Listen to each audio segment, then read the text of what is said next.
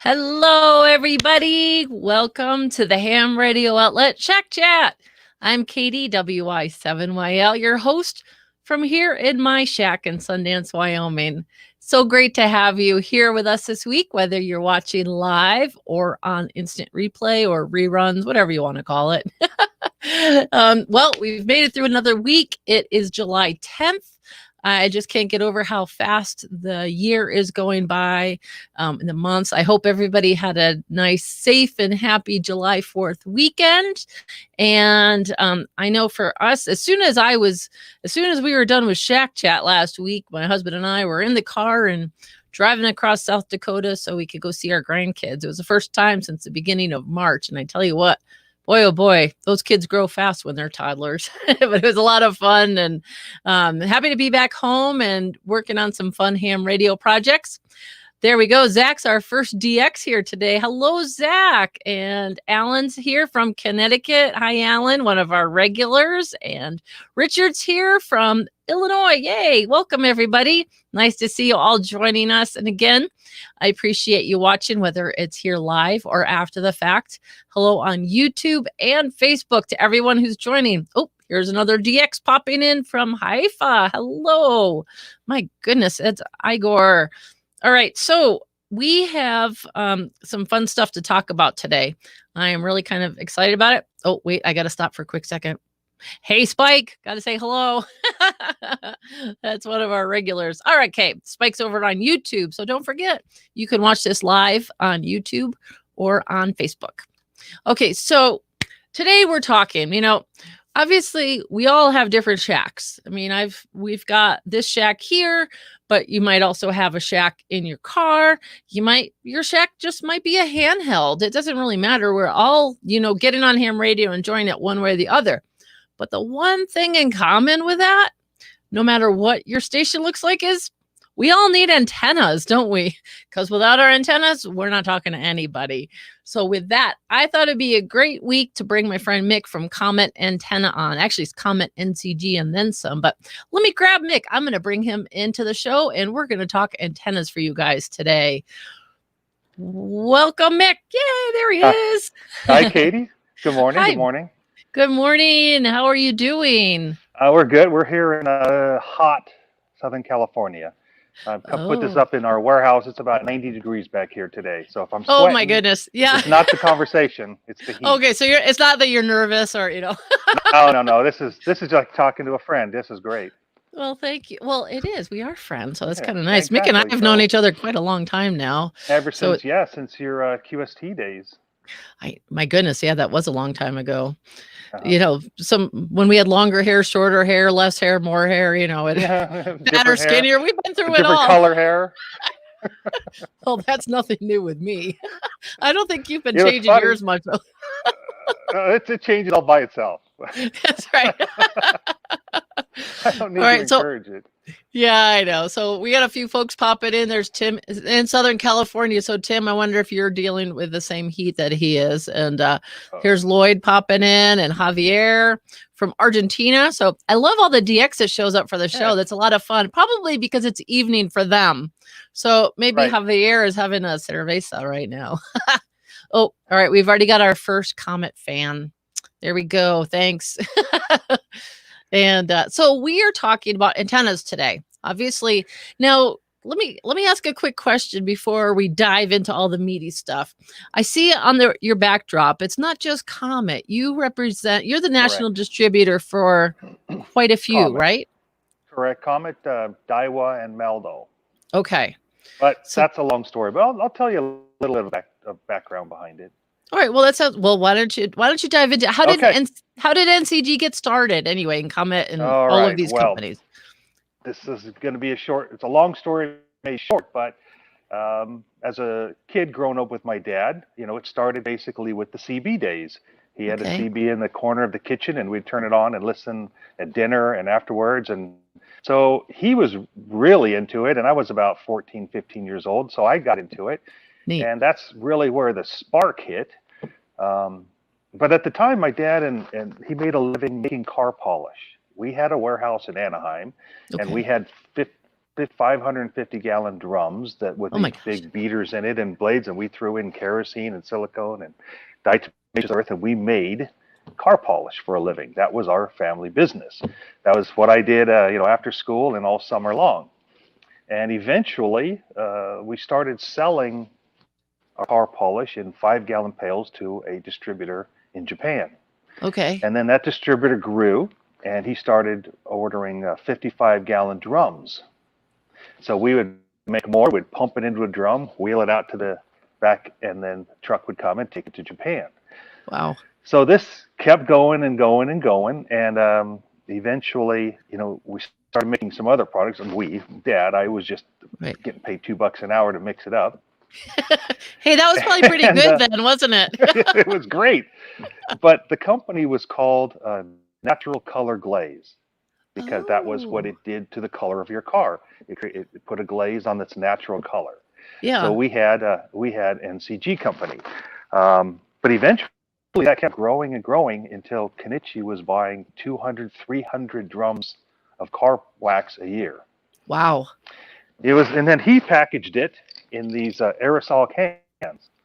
So this was sold in retail stores in Japan, and at one point we were the #3 best-selling car polish in Japan. That's so that cool. That was quite an event. So at about 17 or 18 years old, Dad invited me. Well, we're going to go to Japan and we're going to meet some of our customers and say hello. I said, great, go to Japan. Sounds good to me, Dad.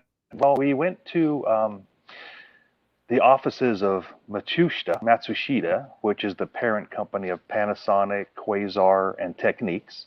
Oh, wow. And they weren't buying our car polish, but they were buying a side product that was a clear coat for circuit boards. They would buy it by the drum and spray their circuit boards to keep them from corroding as they made their trips around the world. So we went in suits and ties. I'm about 17, 18 years old. And we met, I forget his name, but he was a VP of marketing for the electronics division of Matsushita. And we started just chit-chatting. We're supposed to be there for 5 minutes just to say thank you, buying our products. We ended up there for about an hour, hour and a half, because my dad was a ham and the VP of marketing was a ham. No kidding. And so I'm just sitting there. They're chatting. This is great. But at the end of the conversation, Panasonic made the national brand of ham radio transceivers. So we had heard of National. It wasn't a big product in the U.S., but they had some distribution, and they were coming out with a new HF radio. And he asked us, do you guys market your products in Japan? And we said, yeah, or in America. We said, yes. He goes, well, can you market our ham radio gear? And Dad and I looked at each other. Oh yeah, we do that easy. We do that stuff all the time. So he said great. So that's what established our role in ham radio. Now, for the next 2 or 3 years, every penny we made selling car polish and other chemical coatings, we lost selling ham radio gear. It was just a revolving door. It was a revolving door, and we failed pretty epically. We sold 3 transceivers, a 10 through 160 meter. We sold a tri-band 40, 15, and 10 meter, and we sold a single band 15 meter mobile radio, and we lost our tails.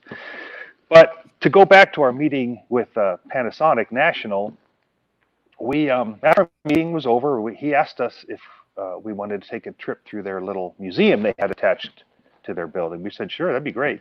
Yeah. And I remember going in, there was like a 5,000 square foot building. Nobody was in there but us 3. And we started chronologically as their products evolved from the early 1900s. And my dad, being of the World War II age, as we were walking by, he saw a picture on the wall of a couple of Japanese Zeros. And he stopped and he asked the VP, he goes, wait a minute, I thought Mitsubishi made all the Zeros for the Japanese Air Force. And he said, well, we made 2.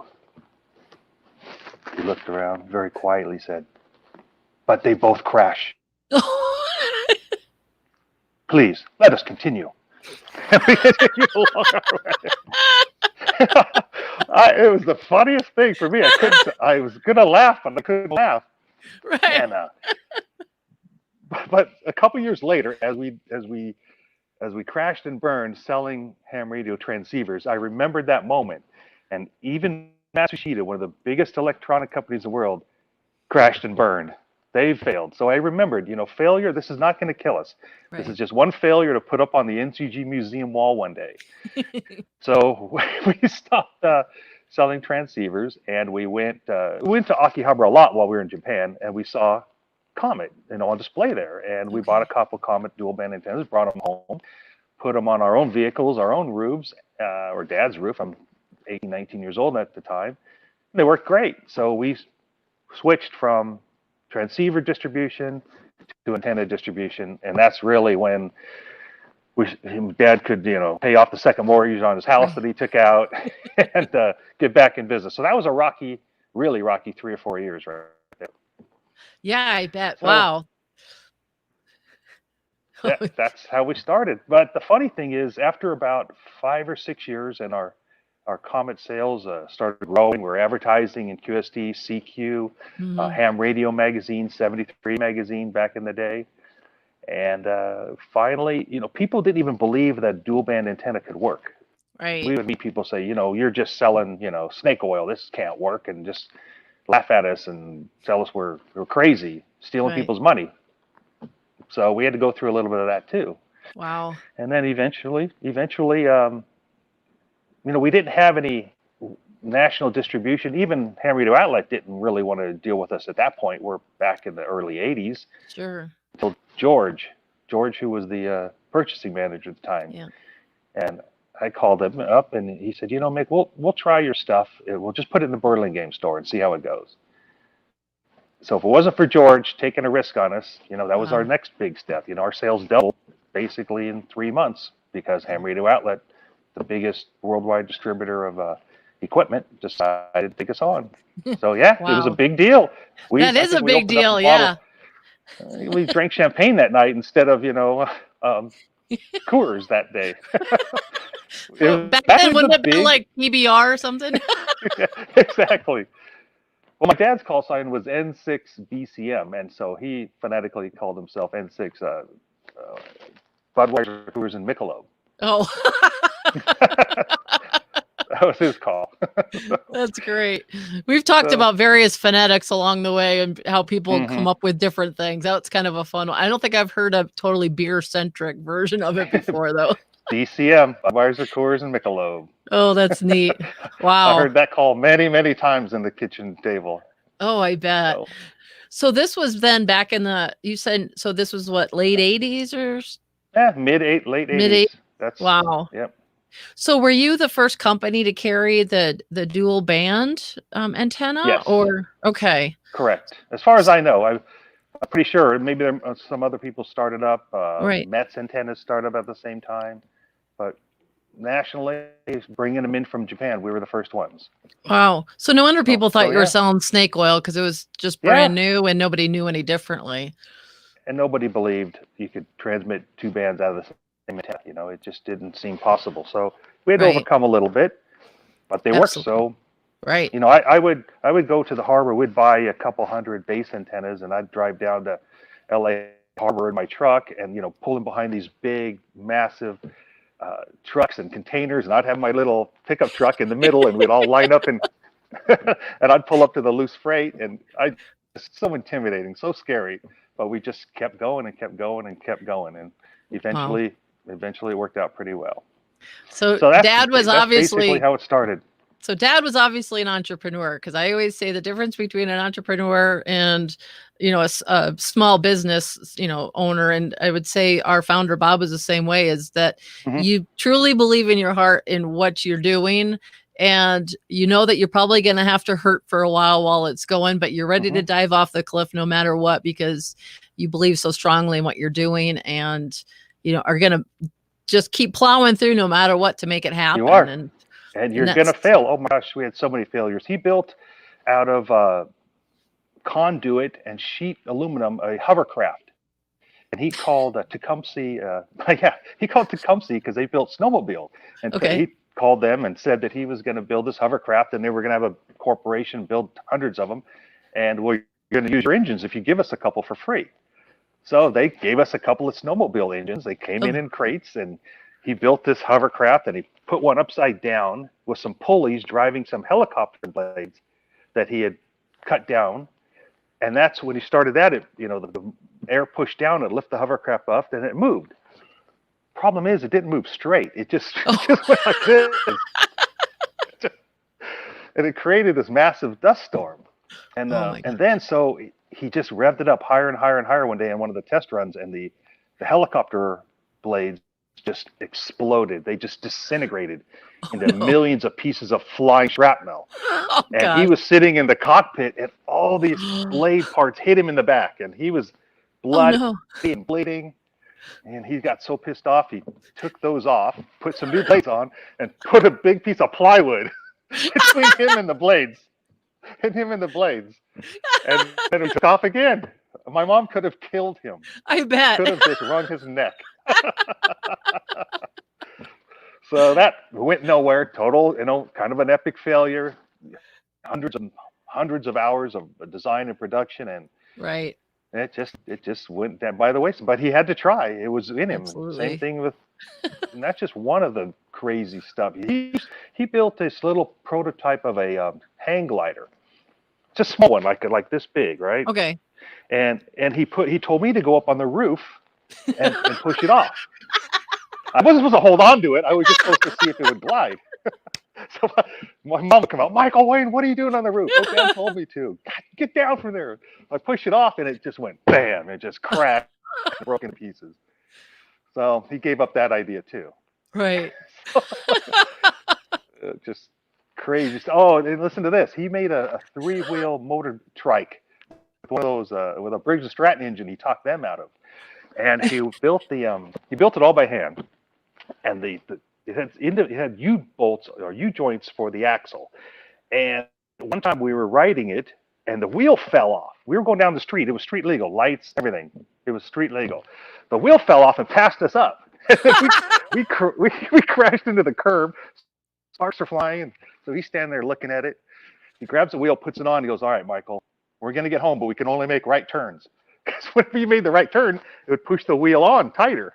So we circle our house in this 3-wheel tricycle bike, because one wheel was going to fall off if we made a left turn. My mom could have killed him. I bet. So that's just a little. I heard that.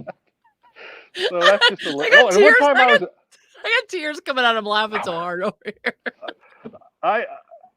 He let me ride this to high school. I would get pulled over by the cops every once in a while, and they'd say, "What the hell are you doing?" But I had to carry a hammer between my legs and the seat. Yeah. It was just all open air, because the cotter pin, the little roll pin that held the axle together, would come out. So I had to look back at streetlights and pound the roll pin back in so the axle wouldn't come apart. Mom could have killed him. I bet. Oh my God.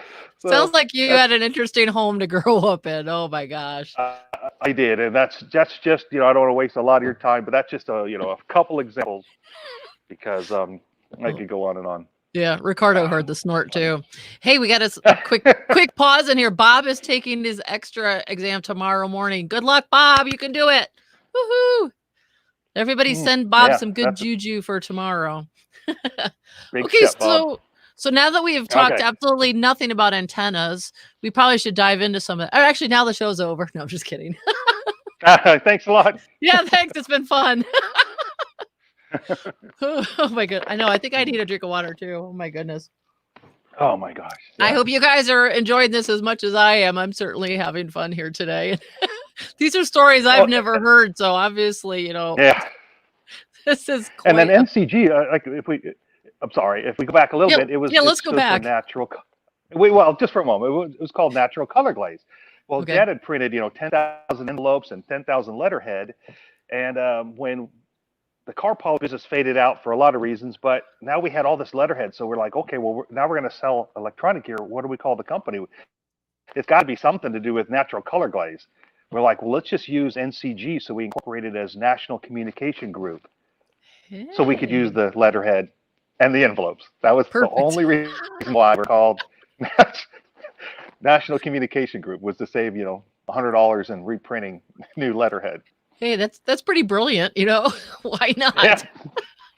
Waste not, want not. Oh my gosh. We didn't know if we were going to succeed. We might have to rename it something else in a couple of years. Right. So oh my that's gosh. where the NCG name came from. Yeah, that's so true. Now, this many years later, how many people are actually involved in the company? Besides, obviously anybody who goes to a show always sees you and Jim at the booth. Mm-hmm. Is it just basically you guys doing everything? It's basically to us. Well, fortunately, Comet is in Japan. They have about, at their peak, there was about 100 employees. I think they're down to about 60 or 70. Wow. But they do all the engineering, all the packaging, all the manufacturing, all the assembly there in Comet. So everything we receive is fully assembled, fully packaged, ready to go. Okay. So even like, for example, I may order, 300 pieces of a certain mobile antenna.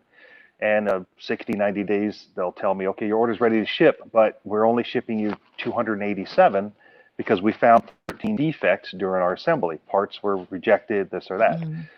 So that's perfectly fine. I don't want to get any defective product, and they don't want to send any defective product. So everything is individually tested. So everything we get has already gone through quality control. Wow. I think that saves us from having to hire another employee or two, just handling returns and complaints and repairs and shipping. So that's a big deal to us. We really, Comet always, folks tells us, we will never sell you a defective product if we can help it. Right. Well, everybody appreciates that, Obviously, sometimes things will sneak through, but it sounds like there's quite a good quality control right at the beginning of the whole process, and then, goes out from there. So it's their corporate personality. But I asked him, what happens to all the defective parts? Oh, we send back to China. They probably sell to somebody else. Wow. Or back to Taiwan or wherever they come from. Well, you can't see them from our backyard, right? No. So obviously, you started off with the dual bands showing up in the country, and your inventory has just grown now between, dual band and tri bands and analyzers and trunk mounts and mag mounts and portable. And the list is amazing. Yep. If you just go to our website and, Google Comet, it's like, just a huge list of items that crop up. And I know we are going to talk about a few particular ones today. And what did you want to? Oh, you're right. Comet, they focus on VHF and UHF mainly. And they do have a few HF antennas, but their engineering staff are trying to get multi-band antennas or just, small profile antennas. That's their niche market. Right. They're not going to come out with, big multi-band beams. That's just not what they do. They just have decided we're going to focus on helping the hams that have very limited opportunities, and we're going to get the best antenna we can and have it mounted in a small spot as we can. So that's why they make what they do and don't make what they don't do. They just have their niche that they concentrate on. My husband just popped in on the chat, says we have Comets on both the car and the truck. There you go. Me too. That's tough to handle those Wyoming winters. Oh, I know. Some of the pictures you put up. Oh my God. We have and Michael just popped in. He says he's got 2 7 SSB antennas on his car. He bought one back in 2007 and it works awesome, he says. That's November 1. You know what? Put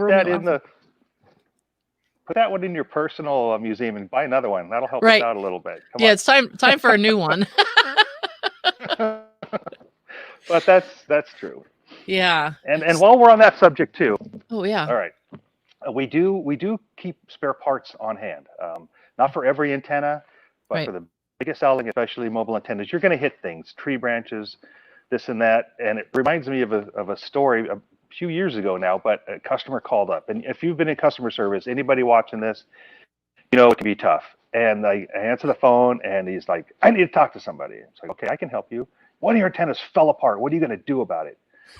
Okay, well, I'll help. Right. What happened? Well, it just fell apart. I just told you. Well, how do you mean it fell apart? Well, I was driving down the freeway about 80 miles an hour and a bird hit it and it fell apart. I say, well, it didn't fall apart. It got struck by a bird and it broke. And he's like, well, what are you going to do about it? You stand behind your products? So I put him on hold because I was starting to get steamed. And Jim says, what's going on? I go, well, this guy needs some parts, and he's pretty irate that it broke. He goes, well, how'd it break? That bird hit it. He goes, oh, I got an idea. I go, what? He goes, ask him what kind of bird. I go, sir, what kind of bird hit your He goes, I don't know. All I saw was black feathers flying everywhere in my rearview mirror. So I put him back on hold. Now what? And Jim goes, tell him that's a crow. Tell him our warranty only covers sparrow. No, I'm sorry, sir. That was a crow collision. We only cover sparrow collisions under the warranty. What? What are you crazy? Like, no, I'm just joking. We'll help you out. We buy parts. So he picked up pieces. For $15, we got him back on the air. He was happy. Yep. He didn't have to buy a new antenna, and we got to have a little story to tell for the next 10 years. Yeah, that's. Remember, the warranty only covers sparrows. Sparrows, yeah. Oh my gosh, that's funny. I actually got a message on Facebook from somebody once about something similar. I don't know what it was, but he says, my car was hit by an object my antenna was hit by an object at 70 miles per hour and it got damaged. And my first reply was, wow, that is excellent. What aim you had or something to that effect. I'm like, what are the odds? Exactly. I mean, it's one thing for a bird. I mean, we see suicidal birds around here all the time. They fly up from the side of the road and get in front of your car, but to actually be able to run into your antenna is just, I mean, talk about bad luck of the draw. Yeah, for the antenna and for the bird, but it doesn't mean the antenna is defective. It breaks. It just means it broke in normal everyday use. So keep that in mind. But if you need parts, especially for the better selling antennas, you can just give us a call. We can help you out. Sounds good. Oh, Cal from our New Hampshire store said he just put on a new SSB7 on his car too. That's a tall antenna. It's about a 60-inch tall antenna. It's got great range, great coverage. It's got the fold over hinge, which now that we're talking about, I might as well bring that up. Yeah, perfect timing. Hi, John. All right, so this. All right, I'm gonna do. This is the Comet. Can you see it? All right, CA 2x4SR. And if you lift straight up on the whip, that exposes the spring, comes up out of the hinge, and the antenna lays down. Ooh. So that's made if you're going to pull into a garage or underneath a McDonald's drive-through, whatever the case may be. You're just pulling in slowly, and then you can pop the antenna back up. It's not made for car washes. It's not made for driving down the freeway with it folded over, because nothing's holding it. It's just going to flop around and pop back up. So this is the fold over hinge that maybe once or twice a month somebody will call and say, I bought one of your antennas that doesn't have it. And the reply is, yeah, it does have it. They've never made one without it. He said, well, mine doesn't fold over. So I go, just lift up, and you can hear in the background pop. Oh, I never knew it was there. So that's a little explanation of how the fold over works. Pull it up and lay it down. If water does ever get down inside the socket, there's a little drain hole here. So it can drain out and ventilate. Right. So that's if you're watching right now and you're thinking, go ahead. No, sorry. Go ahead. Well, if you're watching right now and you're saying, well, I don't think mine folds over, put some oil in that little hole, hold the antenna upside down, let it coat the parts, and you should free it to fold over. Now, it's not on every antenna. I should make that clear. It's only antennas about over 30 inches tall. They figure that you don't really need that if you've got a shorter antenna. So it's the taller antennas have a fold over. That is super slick. And so basically, like you said, if you're about to go into a parking garage or somewhere with a taller thing, you just pop out and tip it over and then fold it over. Yeah. Versus like when I go through a tip it back up when you're ready to go. Right. When I go through like a car wash, I take mine off. Go out back and unscrew car wash, it. You're parked in an area that may have some crime trouble. Just take the antenna off. The fold over is not going to help you much. It's just for driving in and out of low structures. That is super cool. Now, when that SPB7 was first introduced, we had a couple of complaints that at high speeds on the freeway, the antenna would wiggle and fold over all by itself. Oh, pretty annoying. Yes, you'd have to stop and pull over and push it back up and try to turn the hinge so it's facing against the wind to keep it in place. So instantly, once those reports started coming in, I talked to Comet and said, hey, we're having this issue. So the next time we ordered them, this isn't the SPB7, but similar, focus in on me. Can you Yep. bring me in close, Katie? There you are. There we go. So the taller antennas, instead of having the spring load, that because they're so tall, the wind can lay them over by the force, they created this locking collar. So you just turn this threaded collar, you lift it up, that exposes the hinge. Oh. Then you can fold it over. That's super cool. That's really made a big difference. And so we only had a few months of that other type of fold over until they upgraded to this locking collar type. So that's just on a couple of the very big antennas that ever had a fold over at high speeds problem. If it didn't have the problem, it still has the typical spring loaded fold over. Right. All right. That's awesome. So that's just something unique to Comet, and they jumped on it right away. It's like we got on the phone. Hey, we have this problem. Oh, okay. We'll get on it. We'll create we'll solve the issue, and they did. And that's one of the great things with Comet too. If they really can solve it, and think about it, people when your customers are the ones using the products every day, and if they have suggestions, and you start to hear the same thing from people, you realize, okay, maybe there's something that could be tweaked here, and you let the folks at Comet know, and they're like, sure, we'll just re-engineer that for you, and all of a sudden you've got an upgraded antenna. That's pretty cool. Wow. It was cool. And yesterday a guy called me. He used one of our antennas on his enduro off-road motorcycle, and he said after 12 years it broke, but if the constant vibration and the whipping, it was not too bad. But he gave me a whole list of ways we could improve the design. But Comets, they're not going to redesign the whole antenna because one antenna broke after 12 years. 12 on years. Rough roads, Yeah, no kidding. Yeah. Wow, that's pretty impressive. You got 12 years out of it. That's what I was saying. Yeah. And he wanted us to improve the design. Right. So, we have those calls too, but that's fine. He was just being helpful, and yeah. But it's going to end right there. Right. All right. So let's see. We're talking fold over antenna, and do you want to talk that big beautiful analyzer sitting in front of you? Should we talk about that real quick? Or what do you want to talk about next? Hey, let me talk about our mount. Well, our mobile antenna mounts. All right, here I'm gonna. So this is just a little. Oh, perfect. Okay. Yep. Yeah, we just have this little display made, and a lot of people are familiar with this already. But if you're not, Comet makes all these lip mounts that attach to the trunk, the hood, door, any lip on the vehicle, and whether it's a flat lip or if it's a hatchback that needs to be adjusted, the mounts have the adjustment feature. Oh, that's cool. You can adjust the antenna to any angle. Right. All right. So that's how they work. And so if you have a hatchback, you've got this mounted to, and a couple of years later you buy a sedan, you can just take the mount off, put it on the sedan, and adjust it to that angle. And a lot of times too, as we mentioned, that fold over on the antenna doesn't really work good if you're driving. But if you're like, I go to the airport and I have to drive up and down 3 or 4 levels, I don't want to take the antenna off, but I can use this locking mechanism. Okay.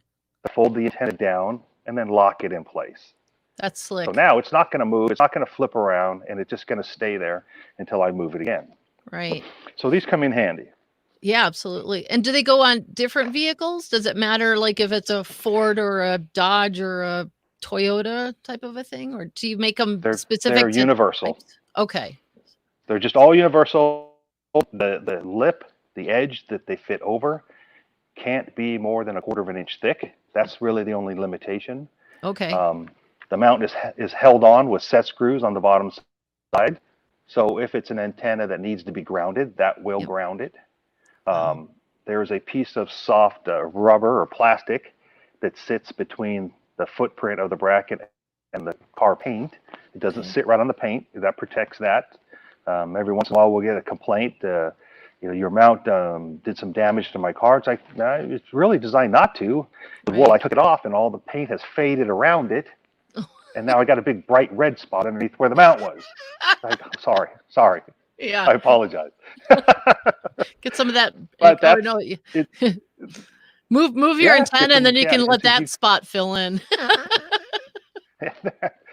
So if that's a concern, and some people just take it off every few months and polish underneath it, polish the whole car, and then keep the paint the same color.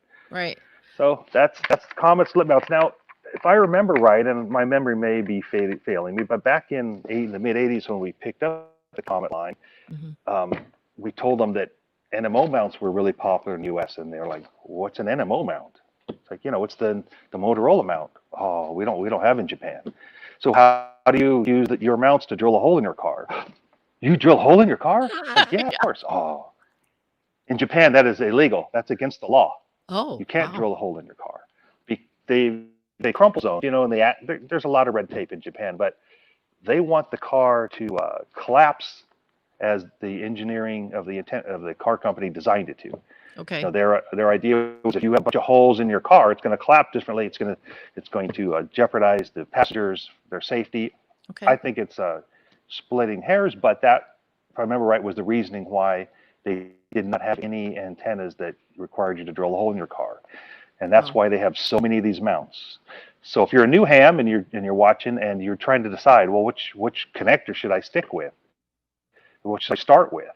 If you're going to drill holes in your cars and you like that concept, you like that idea, a little bit better radiation pattern, choose the NMO type of antenna and mount because it's waterproof, easy to install, and that's what most people do. But if you're going to use a vehicle that's a lease vehicle, your own vehicle, wife or husband does not want you drilling holes in it, these lip mounts are a great option because you don't have to mess up your car. Now, what that did cause a problem though was routing the coax from the connector into the vehicle. Oh, right. So Comet created this mini coax system. Okay. Oh, okay. So this is the coax that actually goes through the vehicle's weather seal, whether it's the door or the trunk. So this coax is Teflon insulated. So when you shut the door on it, it doesn't pinch. That way the shield stays the correct distance away from the center core and keeps a 50 ohm impedance. If this regular diameter coax is shut in the door, you can cause an impedance bump, a little impedance mismatch, because you've now crimped the coax, and it's a small problem, but a lot of small problems add up to big problems. So that's why Comet designed this. Now, this big coax might start a water leak too. You might have water start following the coax in, or it might push the door out a bit, and now you've got wind noise you didn't have before because the door is shut on this coax. So you've created a bunch of problems that this little coax avoids. That is super cool. Comet cable assemblies, it's great. It solves so many problems. And the people come up to me at Handheld, well, I don't want that coax going through my door. Well, why not? It's only 1/8 of an inch diameter. It will be fine. It's made for what you want to do. Yeah, I was just going to ask how big. Used worldwide. 1/8 of an inch. That's tiny. Yeah.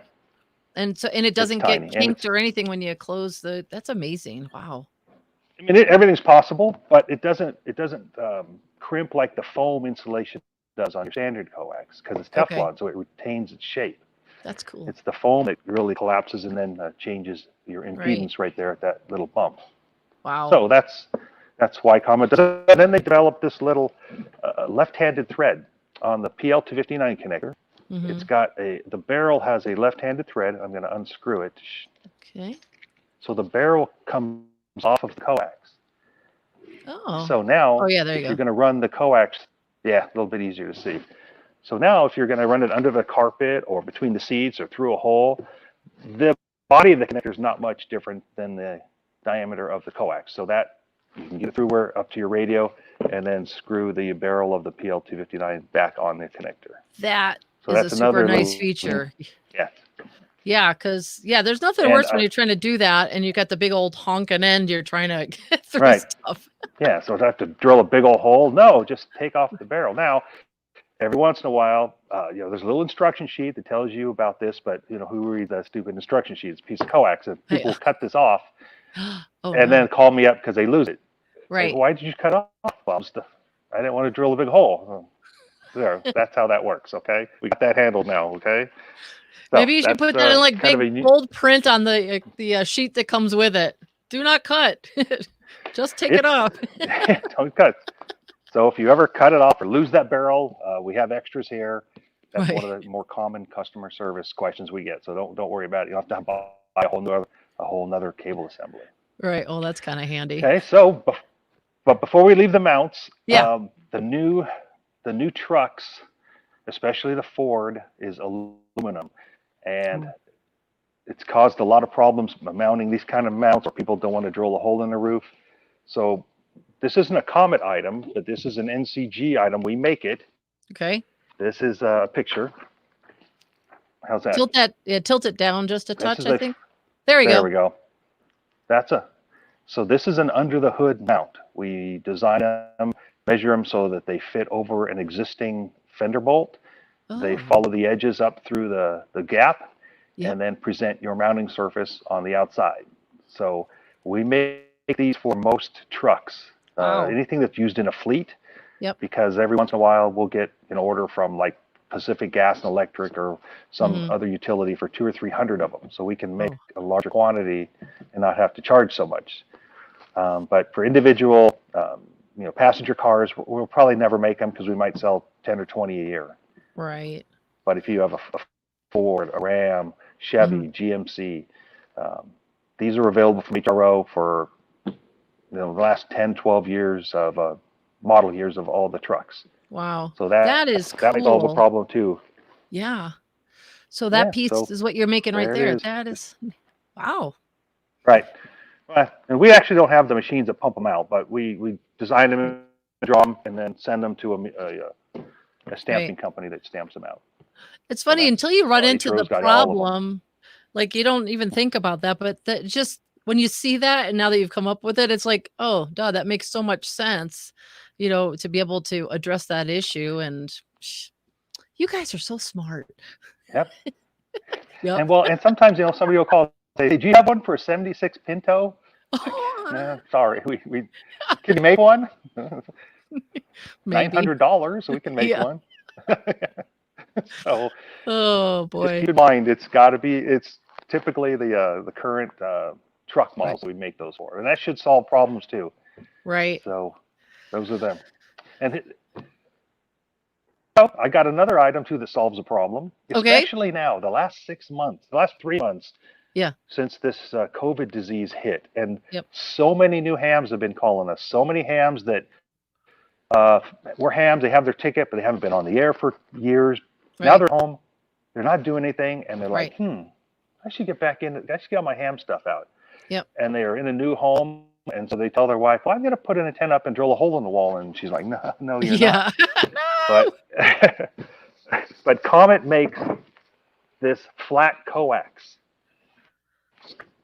Okay, so you can see the connector out here. Yeah. Hey, go to your right, just a touch. And it is a piece of flat coax. It's.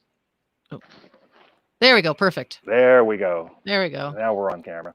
Okay, so that's the junction, and this is inside your home. Yep. You can put your coax from your radio into there. This goes through the window, and you can lock the window. So if you're in a cold environment, or bugs, or criminals, you want to be able to lock the window. You don't want to just put a board in here that somebody could pry open your window or leave it unlocked. Doesn't matter if the window frame is vinyl or if it's aluminum. It doesn't matter. You can still lock the window and have your coax run. That has got to be like a quick and easy way. Yeah. Yes. That solves that problem. I know you can run multiple of them, and you. Right. Oh, okay. I was just going to say, you could probably do more than one. Do you just use like a junction box or something, or? All right, yeah, just put multiple ones, stack them along here. Okay. Yeah, it keeps life simple, and you can unscrew them and take them with you when you leave, especially an apartment or wherever you might be temporarily, but you still want to lock the window. So this is the outside of the connector, and it's just the same connector, that goes on the inside of the house or outside of the house. It just attaches to the wall. You want your coax to be held securely. Well, I'm wondering, would that be ideal? Say somebody's in an apartment or condo that they're, maybe not going to live in forever, but you could easily, drill that into the wall and then just, put the putty in the holes and repaint before you leave, type of a thing. So that's just a great just solution. like you're hanging a picture or anything. It's right. It That's is, what I'm and thinking. there's limitations to power. It's 100 watts on HF, and there's about 0.2 or 0.3 dB of loss. Okay. But it's small price to pay just to get on the air pretty quick without angering the important people in your life. Right. I know. Oh, yeah. Dwayne just asked what the So, power limit is. So 100 watts, Dwayne. Yeah, 100 watts. I know. On it. We've And got like a I million holes at our house. I'm like, all right, we're going to live here forever. So. Oh, yeah. I mean, if you've got a big shack with lots of cable runs, yeah, it's a different story. But for the average guy with, especially the guys who are just getting on the air now, I don't know how long I'm going to be on the air, but I got to stay home for 6 months. Right. So let's give that a try. So that's an option for you. And I think that's great. This is how it's packaged. Oh, okay. Let me see. Oh, all right. That's amazing. And I just put a couple links to it in our in the YouTube and Facebook chats, and I'll also just so everybody knows the products that Mick's talking about today. We'll have links in the descriptions after the show is over, but I'm trying to also plug them into the chats for you. So if you're watching live, you can easily just click on them and pop over to the sound. Bob's thought that was pretty cool, and Rob says you can't keep hams down. When there's a will, there's a way. So there's a way. Exactly. I know when I've been at, Hamfest with you, and you have that set up kind of on an end part of your booth, that is like, there's always a crowd around it because it's one of those items that everybody sees it. They're like, oh my gosh, now I know what I can do, how I can get on the air in my apartment or not, upset my spouse or whatever it may be. So what a great solution. Exactly. Bill WZ1 else says he has 2 of them. Yeah. They're about $54, $55 each. Not cheap, but they do what they're supposed to do. Yeah. Well, David says his buddy swears by this gap jumper. Okay, then David, it's your turn to get one too. Yeah. That's pretty cool. Yay, that's really neat. So, should we talk about the toy box next? Is that next on our list? How about the analyzer? Oh yeah, let's go back to the analyzer. I saw Jim move that out of the scene a little bit ago. Yeah. All right, here we go. It's impossible to do a demo on with this type of lighting. So we won't really demonstrate it, but just kind of explain it a little bit, and that should do it. There's lots of videos. Yep. There's lots of YouTube videos that's been out for several years, so you can see it in action. But it's the only analyzer that combines both an analog meter and a graphic meter. Okay. Oh, there we go. So that's one of the main things. Some people like the graphic display. Some people like the analog. They like to see those needles, and so it combines both. So there's 2 different connectors. We have just a dual band antenna screwed on the HF through 200 megahertz or through 220 megahertz connector. And then this connector is an N-type connector for 300 to 500 megahertz. So internally, if you want to test a 440 antenna, it switches over to this connector when you switch over to the 440 band selector. Oh, that's neat. Why there's 2 connectors. Right. Yeah, I know you've demonstrated those at shows, but when you turn it sideways a little bit, you can kind of see the LED a little bit. There it is. Yeah. Okay. Well, I'm going to push this button. This is an auto sweep function because the band selector is selected to 2 meters. Yep. It already has in memory the 2 meter band, or has all the HF and all the ham bands already in the memory. So you select that band and press sweep. It will automatically sweep the whole band and tell you where the SWR dips are. Nice.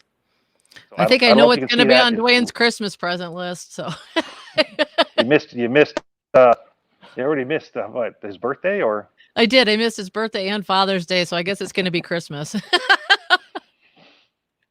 Alan says he has it and he loves it. That's great. Yes. Those are 2 functions. The third function, though, is the best function of all. Is when you sweep the antenna, you can then change the color of the sweep line and sweep it again after you make an adjustment.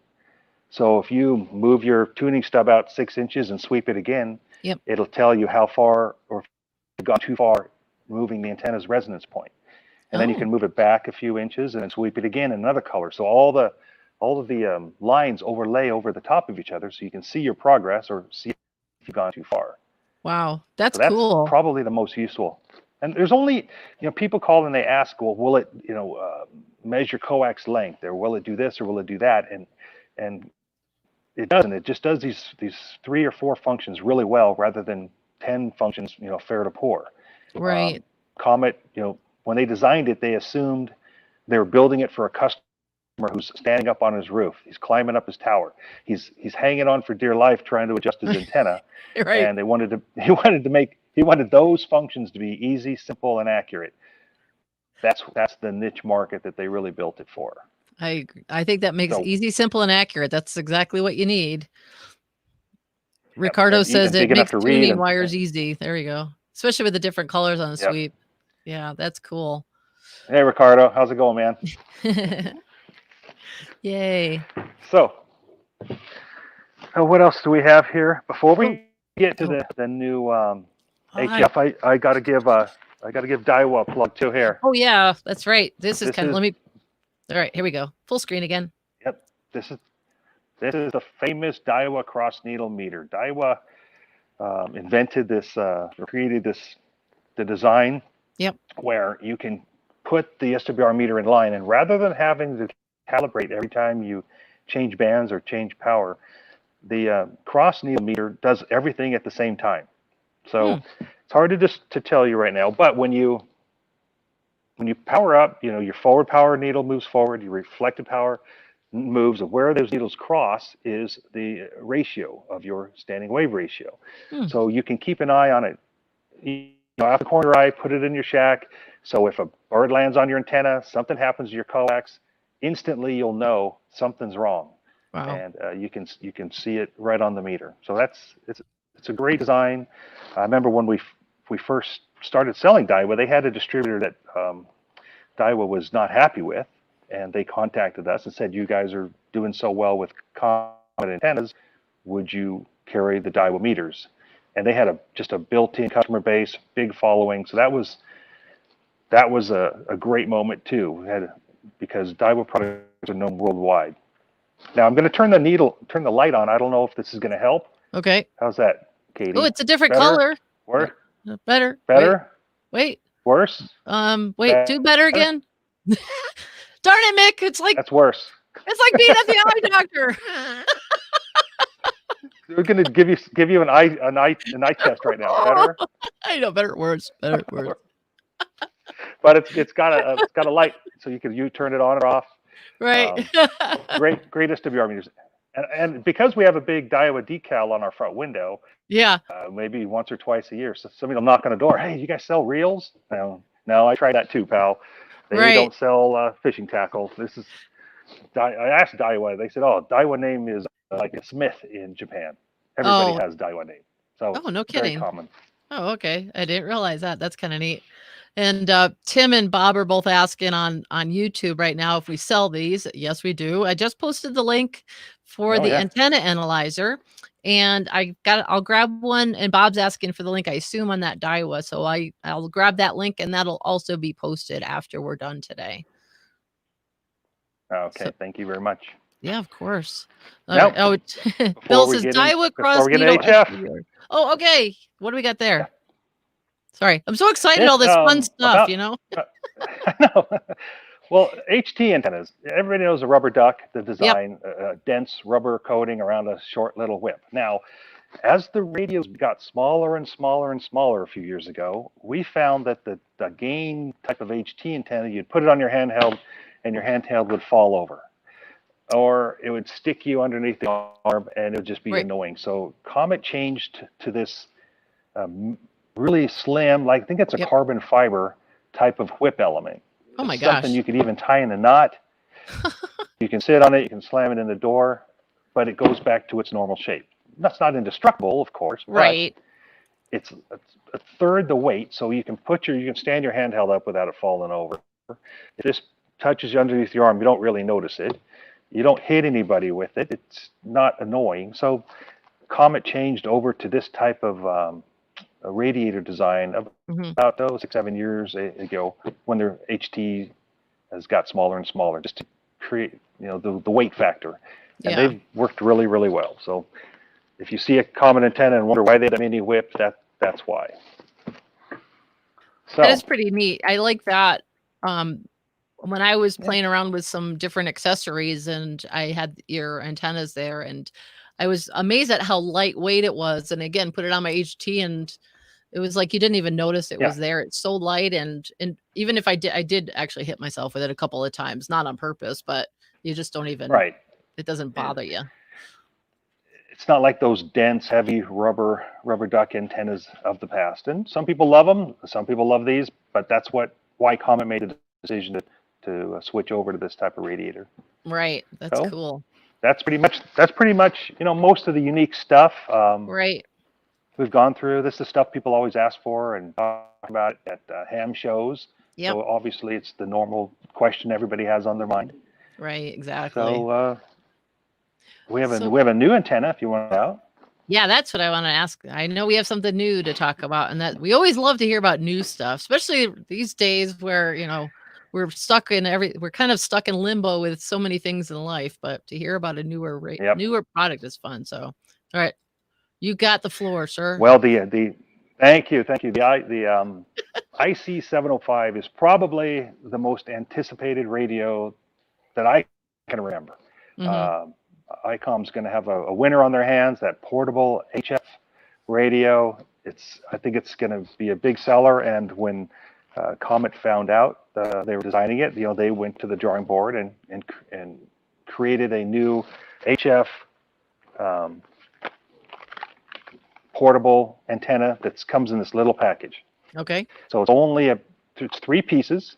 It's 9 bands from 80 meters through 6 meters. So it's really portable, really lightweight. This is it assembled. Comes in 3 sections. 1, 2, 3. Yep. Screw it together. Has the typical wander lead, so you can change bands by plugging into these separate sockets to change bands. And then to fine tune the antenna, you can telescope the whip in and out. Oh my gosh. So obviously it's going to be very narrow banded. Sure. Obviously you're most likely going to need a antenna tuner. But this is a real compact, real small, multi-band antenna that for the $100, $110 range. Very high quality. Comet, of course, that's their main thing. They really stick to. They don't want to make anything that's going to fall apart or fail in the field. Right. And this is called the HFJ 350M. In stock at Ham Radio Outlet now. Even, there's a lot of portable HF rigs out there, not just the 705. But I think once that 705 comes out, people are going to go, yeah, I've got an 817 up in the closet. I haven't used that for a while. I've got this radio, that radio. HF portable sounds fun. Now I'm going to get back on the air too. So this is Comet's new multi-band HF portable antenna. So they came out with this a couple months ago. Now, this is a new package for the next version. It's not really a next version, but this is the HFJ 350M toy box. Okay. Comes in this little packet, this little roll-up vinyl packet. Same exact antenna that we just showed you, only this one also includes a 160 meter optional coil that you can add to make the 3rd section of this antenna. Wow. So this is, this you add to give yourself a 1.8, 1.9 meg, 160 meter opportunity. And we hope it works well. It's a small antenna for a 160 meter antenna. Right. But you never know. In the magic of ham radio, you just don't know unless you try. So this is the toy box version of the HFJ 350M. And it only adds $20 to get that 160 meter coil. Right. You can have it. And then soon, we're making a little roll-up bag. Oh, yeah. To put all your pieces and parts in. Oh, perfect. So easily, compartmentalizes all the parts, gives you some pockets for a ground wire system you're going to need to use. Anything else you want to put in here. Right. So this is the little roll-up packet that will be available in a few weeks, maybe a month. Right. That's cool. I have something like that for my, like paintbrushes or my colored pencils when I, or pens when I go traveling, especially. I can throw what I want in there, roll it up and take it with me. I mean, what a brilliant thing to do, especially with your antennas. And there's so many people that enjoy getting radio. Out. Yeah. That new radio or anything else that you're going to go out in the field. So many people like to get out for, parks on the air or just going out to a local area and just getting on the air. That's going to be, small and easy and multi-band. Wow. In a normal situation. And now that you've been locked up in the house, right, not really able to get out, they just go out to the park, sit at a bench, right, roll out a wire to get a ground plane and see what magic happens. That's cool. Looking forward to having that and seeing people use them, because it's, like I said, that radio is going to inspire a lot of people to get on HF Portable. I think so. And again, we just, that new, that antenna, I just posted a link in the chat and I will post one as well, but it's brand new and on our website. So I have a link for you guys so you can get on there and get your own HFM 350, right? HFM, yep. HFJ. HFJ. It's Friday. Don't ask me to do the alphabet, I guess. Gosh. So if you can do YouTube searches and you can see a couple of videos of people out at the picnic tables using the antenna already. And so if you're curious, just do a quick search and you'll be able to see those. Right. I might have to get one of those for one of my future videos and maybe go up to the top of the mountain here. And since that would be a good place to go roll the dice. Yeah, no kidding. Yep. That sounds fun. Well, this has been awesome, Mick. It's been fun and informative. Do we have any other items that you want to talk about? Or I think we've hit the end of our list, haven't we? No. Yeah, I could go on for hours, but this is the main thing that people ask about. So we might as well just, narrow it in and concentrate on those. Yeah. Sounds good. Okay. Oh, Bill, hope I didn't bore you. I know I didn't bore you with our creation of. I know, and I'm natural thinking I hope my mascara didn't roll down my face when I had tears coming out. So, well, this has been a lot of fun. Thank you so much for joining us for the Shack Chat today, and certainly been seeing in the comments. It looks like everybody was laughing along with us, especially at the beginning. So, it was a lot of fun and hearing about Go ahead. I truly owe Ham Radio Outlet. I just truly owe Ham Radio Outlet a lot of gratitude for rolling the dice on us, 20, 30 years ago. First dealer ever to carry our products, and so had to make sure I left that in here because that was a big moment in NCG's life. Once we hit the biggest distributor in the world. That's cool. Oh, thanks so much, Mick. That's great. Well, thanks everybody for joining us again for another Ham Radio Shack Chat here. I've had Mick Stwertnik from NCG Comet as our guest this week. Yes. And for those of you that are watching after the fact, feel free to peruse through all the live chats and to check out any product links, but will be including them in the bottom of the video as well. And I'm still live here. I got Twain's stalking me outside the door here.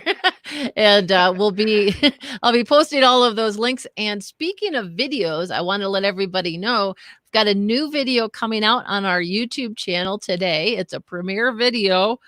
I think it'll come out about 3 hours from now, and it is on the new Zoom Spot Nextion 3.5 and how you can work the world with that digital hotspot and a Yaesu FT70. So keep your eyes peeled for that new video, and hopefully, fingers crossed, I'll actually have Jim KI6ZUM on the show next week so we can talk about how the Zoom Spot was put together and all of the science behind it. So with that, I'm going to say have a great weekend, everybody.